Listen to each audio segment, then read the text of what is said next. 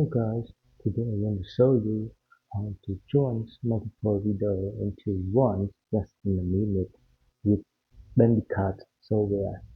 So now let's go to folder that we have for to join me. This one, this is I have I have multiple videos, 14 videos, and then I want to combine it into one. So let's go together. So now let's go to open the software Bandicoot together. Double click to open it. In this software you will see three options like cut, split, and join. Cut it means you can cut or edit the video that you want, and split it means that you split a long video into multiple short video. So now we use the option join. So let's go together. Join, and then you select the folder like you go to the folder that you keep the video, like I keep here watching video, so I select all. Use control A to select all the video to join into one.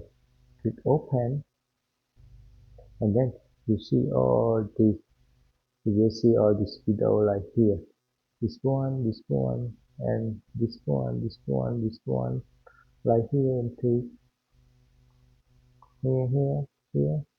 Yes. And now let's go together with the, so click start to join all the video into one. This is you can change the name like here, joining video.